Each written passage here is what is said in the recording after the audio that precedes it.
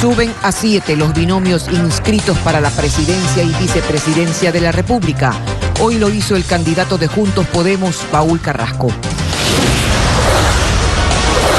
Asambleístas cuestionan al ministro Juan Carlos Ceballos por el veto total al Código de la Salud. Ocurrió durante una comparecencia virtual. 5.000 carnets de discapacidad son investigados por el Ministerio de Salud por presuntas irregularidades en su entrega. Milagro en Cuenca. Una recién nacida vence al coronavirus y ahora se encuentra en brazos de su madre. Las noticias en Televistazo con Tania Tinoco y Denise Molina.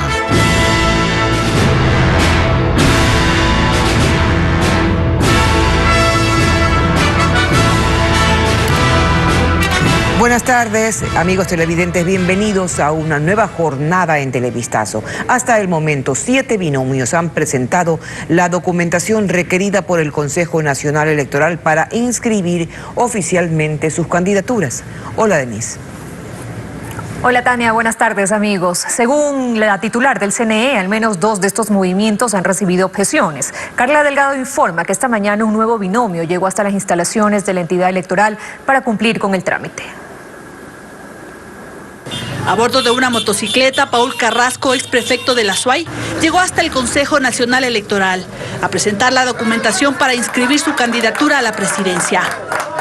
A él lo acompañó Fran Vargas Anda, el que será su dupla para participar en los próximos comicios de 2021. Queremos darle al Ecuador felicidad, alegría, pero con preparación, con perspectiva de decirles que somos gente de decisión, que somos gente que juntos podemos, juntos todo, separados nada. Ambos se muestran optimistas, pese a que Juntos Podemos, el movimiento al que representan, fue eliminado por el CNE del registro de organizaciones políticas, luego de un informe de Contraloría que detectó presuntas irregularidades en la calificación de firmas presentadas por la agrupación. Esperaremos la decisión del Tribunal Contencioso Electoral y las varias apelaciones que seguirán, pero para eso nosotros ya estaremos inscritos y obviamente estaremos participando. La titular del organismo electoral, Yana Atamaint, explica que ahora será el Tribunal Contencioso Electoral quien defina su participación en los próximos comicios. Nosotros esperaremos la resolución final siendo jueces de última instancia. Ellos muy bien podrían ratificar nuestra resolución o podrían revertir nuestra resolución devolviéndoles nuevamente la vida jurídica. Este sería el 7º binomio que presenta sus documentos para inscribir su candidatura. Hasta el momento, solo Democracia Sí se encuentra calificado. Según Atamaint, 2 de estos movimientos han recibido objeciones. El binomio Lazo Borrero de la Alianza Creo PSC y Arauz Correa por la Alianza Política Unión por la Esperanza. En un caso es por el supuesto que el candidato tiene bienes en paraísos fiscales y en el segundo caso porque no han cumplido con los requisitos de la designación de las precandidaturas. Situación que será definida en el transcurso de esta semana según Atamaint.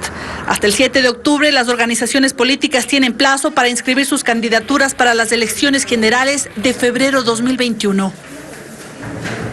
Juan Fernando Velasco anunció esta mañana su renuncia al Ministerio de Cultura para dedicarse de lleno a su candidatura presidencial. Velasco es precandidato por el movimiento Construye, que antes era conocido como Ruptura. Lenin Artieda nos amplía. En un hotel de San Borondón fue el anuncio. Juan Fernando Velasco, el cantante, el ministro, contaba que hay algo que ya no es y algo en lo que se está convirtiendo.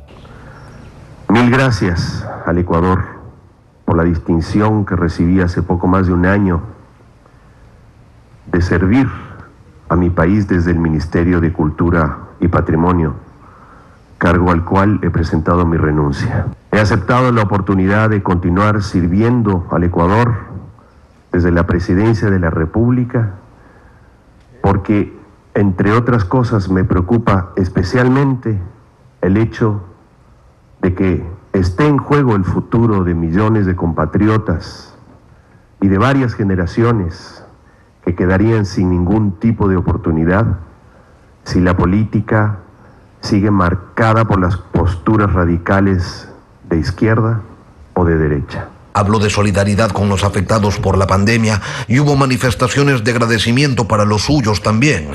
Pero ya en la cancha de la política pura y dura contaba los motivos para echarse encima ese ropaje. Lo que necesitamos es un país unido, trabajando por un futuro mejor, con justicia social y siempre teniendo como norte a la patria y a su gente.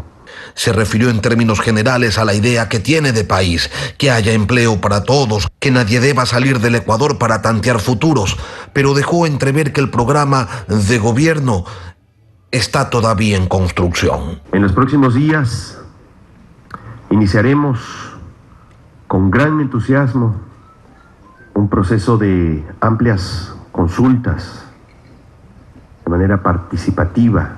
No intervino su compañera de fórmula. Tampoco se dijo cuándo será la inscripción de su candidatura por el movimiento Construye, que antes era Ruptura, pero es que antes todo era distinto y todos eran también otra cosa.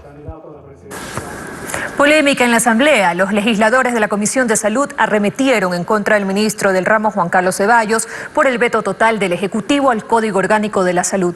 Este lunes Ceballos compareció a la Asamblea y no respondió a las críticas de los parlamentarios, quienes elaboraron el cuerpo legal que se analizó durante 8 años. Paul Romero con el informe. No fue el tema de la comparecencia del ministro Juan Carlos Ceballos ante la Comisión de Salud de la Asamblea, pero fue el momento que aprovecharon los legisladores para expresarle su malestar por el veto total del Ejecutivo al Código Orgánico de la Salud. De que usted será recordado como el ministro que paralizó, retrocedió la prevención y la promoción de la salud. Rechazar sus palabras de justificación al hacer un veto total al Código de Salud. Le recuerdo al señor Sin Maleza. Le recuerdo que es potestad del señor presidente de la República el veto. Y de aquí no voy a hablar nada más del veto. ¿Está de acuerdo? El ministro evitó una discusión con los asambleístas, quienes elaboraron el informe del código que aprobó el Pleno de la Asamblea Nacional, un cuerpo legal que estuvo en discusión en el Parlamento por 8 años. Porque nos sacamos la madre, como se dice vulgarmente. Recorrimos el país. Escuchamos mucha gente, a los intelectuales, los gremios, de tantos especialistas. ¿Cuánto costó construir un código para que ahora lo tiren al tacho de la basura? Y eso duele. El pasado viernes, las autoridades de salud y la secretaria jurídica de la presidencia, Joana Pesantes, justificaron el veto total. Señalaron que por imprecisiones en los artículos, definiciones erróneas, entre otros, con el veto total, el código puede ser tratado después de 1 año. 5.000 carnets de discapacidad son investigados por el Ministerio de Salud por presuntas irregularidades en su entrega. Así lo aseguran autoridades de esta cartera de Estado quienes revisan este proceso. Bessie Granja tiene más detalles.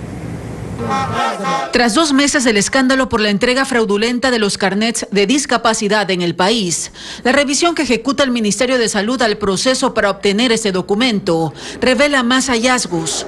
5.000 carnets son investigados por irregularidades y otros 2.000 están suspendidos. Luis Francisco Contreras, director nacional de discapacidades del Ministerio, detalla las anomalías. De ciertos profesionales que han sido calificadores de la salud, ellos efectivamente están con denuncia en la Fiscalía, comportamientos de ciertos ciudadanos en los exámenes de laboratorio. La Fiscalía investiga 40 denuncias presentadas por las autoridades de salud. La mayoría se concentran en Guayas, Manabí y Los Ríos, en donde la Fiscalía nos está pidiendo toda la información que respalden las denuncias. Mientras tanto, familiares como Gloria, quien tiene un hijo con discapacidad neurológica, llevan años tratando de conseguir el carnet. Yo llevo ya 2 años en este peregrinar para sacarle lo que es el carnet de discapacidad a mi hijo, que tiene 4 años. Y me ponen trabas, que tengo que sacar una copia a color, que tiene que ir el niño. Autoridades analizan cambios para acceder a este documento, que estarían listos a finales de este año. Y este escándalo de corrupción en la entrega de los carnets de discapacidad afecta a jubilados con enfermedades catastróficas. El tratamiento de un paciente con 35 años de aportes al Seguro Social y que padece insuficiencia renal fue suspendido. Alex Ceballos con este tema. El tiempo corre y la enfermedad no perdona. Miguel Torres sufre de insuficiencia renal pero no puede continuar con su tratamiento de hemodiálisis. Se me complicará la salud y me voy a morir. Esa es la realidad. No puede ser que después de haber entregado toda la vida los aportes al IES, pase una cosa de estas y le echen uno a la calle. Manifiesta que aportó por más de 35 años al Seguro Social. Se jubiló por discapacidad, pero repentinamente hace 15 días le suspendieron la pensión y también la atención médica. Certifican que no consto en el registro de pensionistas ni como jubilado ni beneficiario del Seguro General Obligatorio. Es decir, me dejan en la calle. Se siente perjudicado porque a raíz del escándalo de corrupción por la entrega de los carnets de discapacidad, él vio violentados sus derechos. Afirma que nunca adquirió un auto, ni tampoco se benefició legalmente de su situación de discapacidad. Sin embargo, ahora, con insuficiencia renal, hipertensión arterial y diabetes, está desamparado.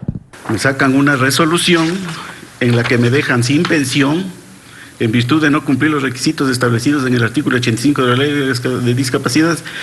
Me dejan sin efecto el acuerdo de jubilación y, lo que es más grave, el sistema de prestación del sistema de salud. Este lunes tenía que efectuarse un tratamiento de hemodiálisis, pero ya no lo pudo hacer. Pidió ayuda a la Defensoría del Pueblo y también asistencia jurídica. Aquí en las oficinas del Instituto Ecuatoriano de Seguridad Social solicitamos una explicación a las autoridades sobre este problema. Sin embargo, estamos a la expectativa de una respuesta. Mientras tanto, el tiempo corre. Para mí el reloj está corriendo, mientras a estos señores no pasa nada. Sus medicinas están terminando y el tratamiento necesario para vivir está suspendido hasta segunda orden.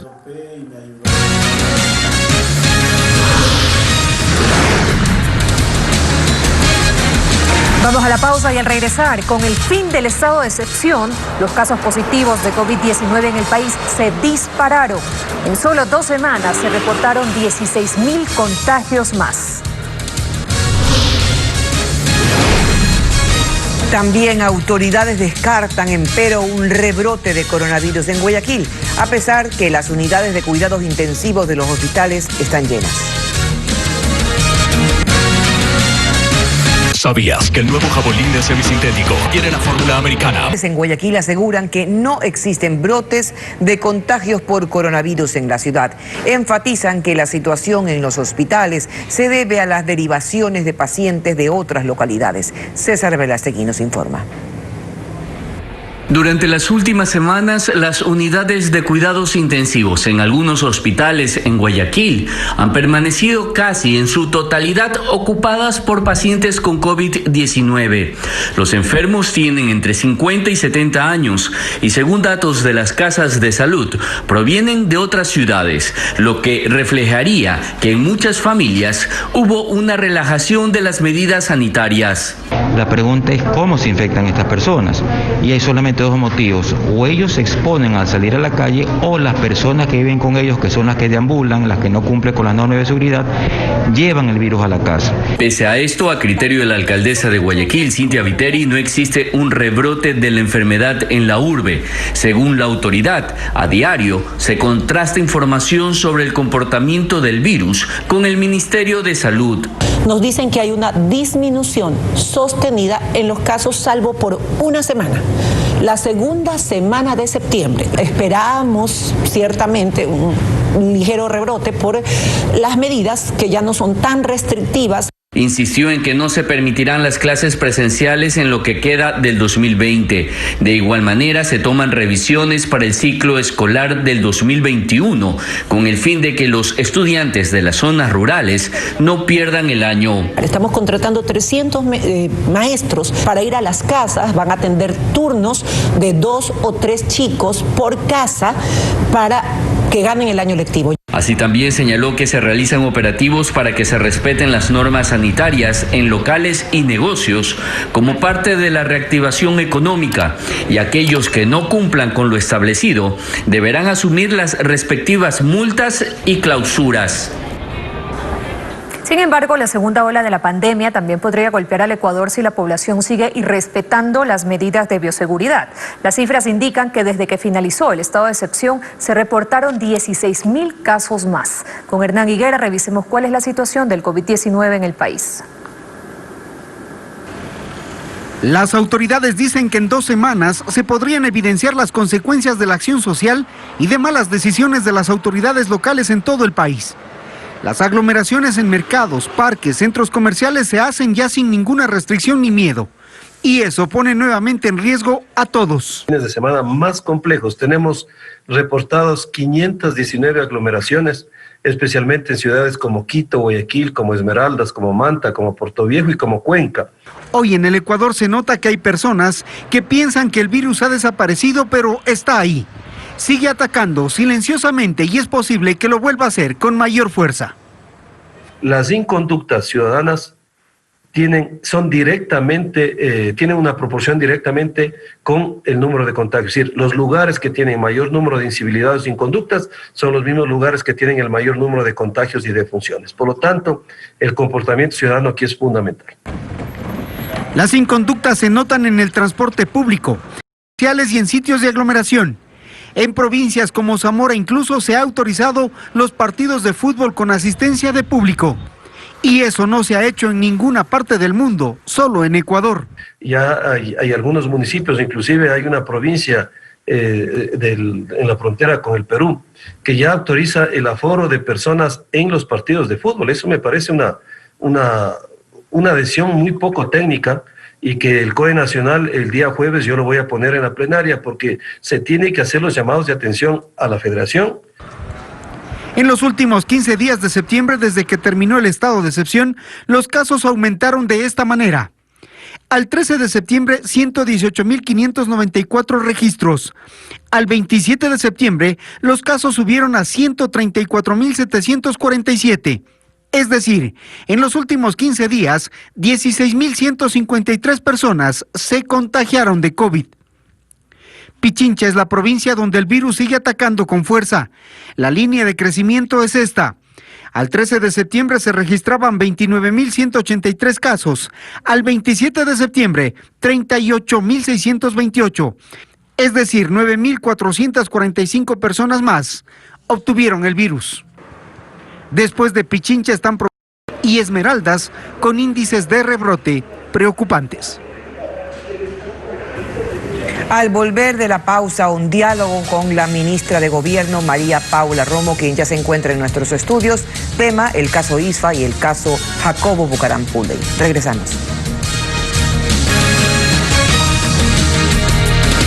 Seguimos con más información. Además del presunto desfalco de más de 530 millones de dólares en bonos de deuda, el ISPOL también enfrenta una posible defraudación bursátil por la compra de facturas por 22 millones de dólares en el mercado de valores a las empresas del Corp y Ecuagran. José Carlos Alvarado nos explica qué medidas se tomarán por parte de la entidad y también qué responden estas compañías.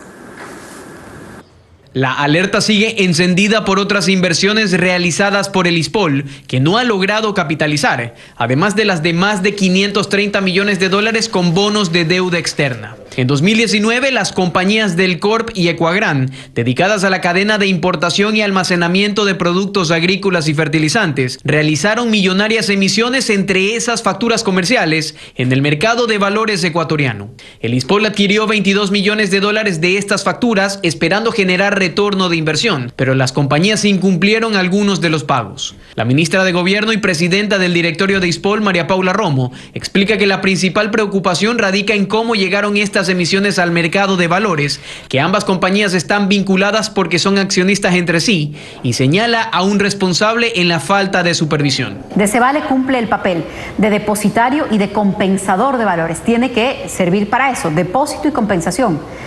Decevale tenía que haber notificado apenas la primera factura no se pagó. En días pasados, el ISPOL ya presentó una denuncia por estafa sobre esta negociación. Del Corp y Ecuagran comparten el mismo presidente ejecutivo, Iván Goldstein, y según registros migratorios salió del país el pasado 5 de agosto a Estados Unidos. La salida de los administradores, que a su vez son accionistas de la compañía, responde inicialmente a que quisieron buscar recursos en el mercado internacional. Sobre toda esta situación, el procurador judicial de Ecuagran y del Corp, Luis Cabezas Clere, argumenta que se ha presentado una solicitud de concordato a la Superintendencia de Compañías por Ecuagran. Que se nombre por parte de los acreedores un administrador temporal, para que ellos digan se está manejando por nosotros mismos, no se va a dar ninguna otra situación. Otro tema es llegar a acuerdos con los acreedores, de repente de extensión de plazos para los pagos. La Superintendencia de Compañías tiene 5 días para analizar y emitir un dictamen sobre el pedido de concordato de Ecuagran, para así iniciar el proceso y solventar las deudas con todos sus inversionistas. Y hace pocos minutos, la Fiscalía General del Estado anunció que ha iniciado una investigación por amenazas contra la vida de uno de los jueces que conoce los procesos investigativos en contra de Jacobo Bucaram Puley. Según un comunicado de esta institución difundido ya en las redes sociales, apenas fue conocida la amenaza realizada por 3 individuos extranjeros al juez para que revoque la medida, la cambie o se atenga a las consecuencias. La Fiscalía inició las investigaciones correspondientes. Más adelante agrega que la Fiscalía General del Estado rechaza de manera enfática cualquier intento de intimidación o amenaza en contra de los operadores de justicia. Como anunciamos, nos acompaña en vivo María Paula Romo, quien en su calidad de ministra de Gobierno destapó el escandaloso desfalco al Instituto de Seguridad Social de la Policía, ISPOL, de al menos 532 millones de dólares. Pero antes de profundizar en este tema, ministra, ¿qué reacción le amerita este comunicado muy grave de la Fiscalía General del Estado? Por cierto, en el caso de Jacobo Bucaram Puley. Tania, buenas tardes. Efectivamente, he conversado ya con la señora fiscal general, que fue la persona que recibió esta alerta. También la policía en este momento se encuentra levantando un parte policial sobre la amenaza que le hicieran llegar esta mañana a través de su secretario al juez Guerrero. El juez Ronald Guerrero recibirá toda la protección de la Policía Nacional y, por supuesto, cualquier operador de justicia que así lo requiera, para que se sienta en la seguridad y en la tranquilidad de hacer su trabajo, de actuar en derecho, que es como tiene que actuar en una democracia cualquier funcionario de la Administración de Justicia, y eso es lo que esperamos. Y por supuesto, no solamente que rechazamos esta actitud. Comprendo. ¿Se sabe quiénes son quienes han amenazado al juez? Se dice que son extranjeros. 3 personas, según la información que ha entregado el secretario del juzgado, 3 personas con acento colombiano que efectivamente se refirieron en particular al caso, al proceso en contra de Jacobo Bucaram, y que su protesta era la medida cautelar y el hecho de que la prisión no se dé en Guayaquil, que le daba estas 3 opciones: o levantar la prisión, o trasladarlo a Guayaquil, o atenerse a las consecuencias. Esa es la información que hemos recibido, esa es la información que en sí misma, esa amenaza, constituye un nuevo delito, y creo que el mensaje es claro: actuación en derecho, protección para que los jueces puedan actuar en derecho, y nadie puede sentirse por fuera de la ley. Tienen que detenerse este tipo de amenazas, de enfrentamientos, de mensajes, de insinuaciones, algunas directas, algunas indirectas, en contra de que la justicia haga su trabajo. Tienen que dejar de acumular más preocupaciones, más sospechas, más investigaciones, más delitos. Hay que dejar que la justicia actúe. Usted dice claramente dejar que la justicia haga su trabajo. Esto se puede entender como un cuestionamiento a por qué Jacobo Bucaram Puley está en la cárcel de La Tacunga cuando le correspondía una cárcel en Guayaquil. ¿Así de importante era Jacobo Bucaram para poder usar un vuelo privado costoso desde Medellín para traerlo? Es importante que cualquier persona que tiene que responder a la justicia lo haga, y estos casos, los casos que se investigan, realmente han escandalizado al país. Pero ni es cierto que le correspondía una cárcel en Guayaquil, ni es cierto que se envió un vuelo privado. Jacobo Bucaram fue expulsado de Colombia, y el gobierno de Colombia, el Estado colombiano, decidió en qué vuelo trasladarlo. Era un vuelo oficial, y por cierto se debe también a la cooperación eficaz entre las instituciones de ambos países, y también a la cooperación que en este caso está poniendo un tercer país, Estados Unidos de Norteamérica, que está preocupado por este caso. Una de las investigaciones, la que tiene sede en Quito, la que tiene aquí un juez en Quito, es precisamente una investigación en donde se averigua la suplantación de identidad de agentes de la DEA. Así que hay 3 países cooperando en esta investigación y uno de esos países, Colombia, retuvo al ciudadano, lo expulsó de su país y lo envió al Ecuador.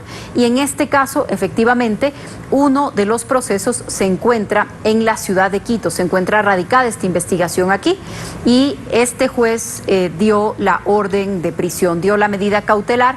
El sistema nacional, el sistema de atención integral, el ministerio que se encarga de las cárceles decide la ubicación de las personas y también lo decide por consideraciones de seguridad y para evitar que se encuentren en la misma cárcel personas que están vinculadas en el mismo proceso. En este proceso hay varias personas ya privadas de libertad. Por cuestiones de tiempo, vamos al caso de la estafa al ISPOL. Usted dio plazo de 3 días a Decevale para que demuestre qué tipo de papeles, bonos y otros tiene en su poder como depositaria de los valores del ISPOL. Se cumplió el plazo. ¿Cuáles son los resultados? Sí, Decevale, no sus directivos, sino su interventora, nos ha entregado ya el portafolio del ISPOL. Es decir, tenemos un primer resultado que era lo que Decevale se negaba a entregarnos, decirnos exactamente qué tiene.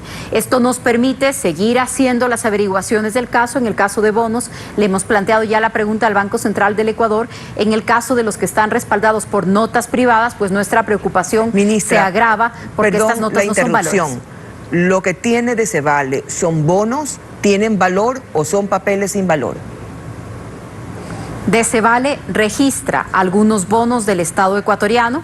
Si es que efectivamente los tiene en su custodia, esos bonos pueden ser redimidos, esos bonos tienen una validez, pero viene otra pregunta. ¿Por qué Decevale tiene bonos del Estado ecuatoriano cuando su custodio natural sería el Banco Central del Ecuador? Entonces, no hay una certeza todavía en ese caso, pero nos permite seguir investigando. En otras operaciones no hay bonos, son notas privadas, notas de acuerdos privados. Es lo que ha reportado el Decevale. Ministra, que en además sentido de no los es un nombres valor que hemos conocido, que usted reveló desde el principio, por ejemplo, el caso de Jorge Cherres Miño, el Mago y otros exfuncionarios de la Superintendencia de Bancos, funcionarios de la Superintendencia de Compañías. Se entiende que hay un listado de presuntos estafadores de cuello blanco. Vamos a conocer ese listado.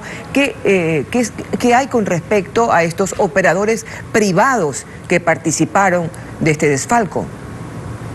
Así es, hay diferentes niveles de responsabilidad. Por un lado, ISPOL, por supuesto, y tendrán que responder, pero por otro lado están los privados. Por ahora, la Superintendencia de Compañías ha decidido ya la intervención de 2 casas de valores y de una calificadora de riesgos por las investigaciones vinculadas al ISPOL, pero esto está apenas empezando. ¿Estos nombres se pueden conocer? Sí, las casas que están en este momento intervenidas, si bien la intervención es una decisión de reserva, la verdad es que es tan grande la atención que este caso concita que ha sido imposible que la superintendencia o las instituciones mantengan en reserva esta información. Además de Decevale, ha sido intervenida Axival, Hoy Atlántida, Citadel y la calificadora de riesgo Suma Rating. Están empezando estas investigaciones. ¿Y los nombres de estos funcionarios son personas relacionadas al gobierno, quizás? ¿Personas relacionadas a la banca, a la seguridad?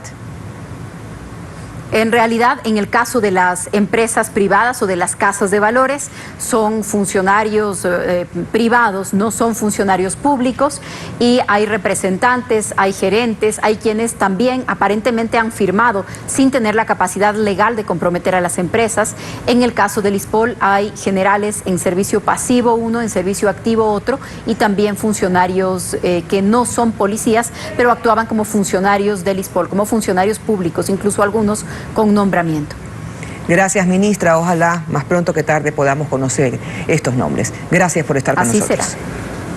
Muchas gracias a usted, Tania. Buenas tardes.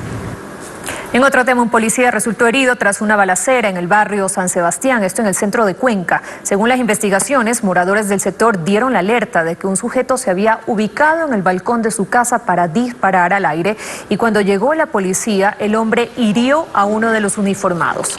Luego de unos minutos, los agentes pudieron aprenderlo y en su casa encontraron varias armas. Además del policía herido, se reportaron 2 automóviles afectados por los impactos de bala, entre ellos un patrullero. Las autoridades están investigando este hecho.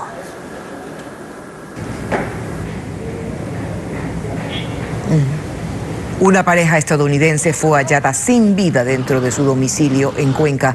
La policía investiga las causas de su muerte, pero se sospecha que los esposos de la tercera edad fallecieron tras haber inhalado monóxido de carbono. Tenemos un reporte con imágenes de nuestro corresponsal Ángel Robles. La sospecha de los vecinos del barrio Tandacatu en Cuenca resultó ser cierta. Los fuertes olores que salían desde un complejo habitacional confirmaron que dentro de uno de los departamentos una pareja de esposos había muerto. Los agentes de criminalística acudieron al sitio junto a miembros de la policía y arrojaron una hipótesis de lo que habría ocurrido. Llegar a la presunción de que fue fruto de una inhalación de CO2. El deceso de estas dos personas adultas mayores extranjeras. Las víctimas eran ciudadanos estadounidenses de la tercera edad. Habían llegado a Cuenca hace años y vivían solos en el condominio. Ellos son nativos de Filadelfia, Estados Unidos. Ellos pasaban aquí, caminaban, paseaban a su perrito. Según el fiscal, los decesos habrían ocurrido al menos hace 5 días. Al ver que no existía respuesta alguna, ingresó el ciudadano antes referido o mención y pudo percatarse justamente de esta situación. Encontró esa escena en la que los dos ciudadanos y el perro se encontraban en estado de descomposición, pero aparentemente se presume que la causa de la muerte es por inhalación de monóxido de carbono. Los cuerpos de los esposos fueron llevados a la morgue para determinar las causas de su muerte. Una mujer fue asesinada por su actual conviviente en el noroeste de Guayaquil. La policía detuvo al hombre luego de que éste confesara el crimen. La víctima era madre de 3 pequeños niños. Fue en el bloque 4 de Bastión Popular, en el noroeste de Guayaquil, donde se produjo el hecho. Allí un hombre asesinó a su esposa, una joven madre de 21 años, aparentemente por celos. Un ciudadano se acerca hacia una patrulla policial a indicar que había cometido un femicidio en contra de su conviviente. El mismo que indica que por motivos de problemas familiares ha procedido a la estrangulación de su conviviente al interior de su domicilio. Al conocer del hecho, la policía acudió a verificar a la casa de la víctima, donde le encontraron sin vida en una cama. Junto al cuerpo estaban 2 menores de edad dormidos. Se ingresa al domicilio, en el cual se constata que una ciudadana de sexo femenino se encontraba sobre su cama sin signos vitales. La fallecida era madre de 3 niños pequeños, quienes quedan ahora al cuidado de sus abuelos, mientras que el hombre, un ciudadano dominicano, fue trasladado a la fiscalía para iniciar el proceso judicial en su contra por femicidio.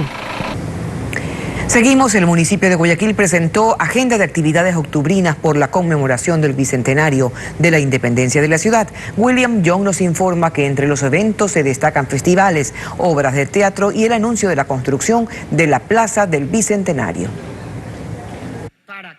En el Salón de la Ciudad se oficializó la agenda. Allí la presidenta de la empresa municipal de turismo, Gloria Gallardo, destacó la fortaleza del guayaquileño, que no hay obstáculo que lo limite, ni pandemia que lo detenga, por lo que los festejos en honor al bicentenario de la independencia reflejan a ese guerrero huancavilca. Guayaquil fue golpeada con la tragedia de la pandemia, ha habido mucho dolor y seguimos soportando las consecuencias del virus.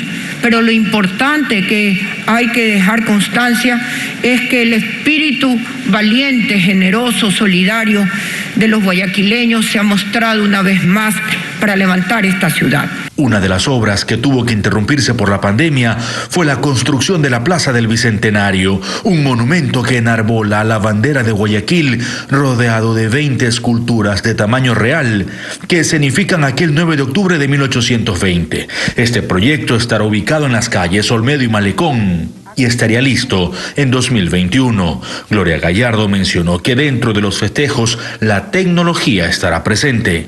A las 5:30 de la mañana se ilumine el cielo de octubre del Bicentenario con un festival de drones con luces LED que generarán imágenes, mensajes y efectos de juegos.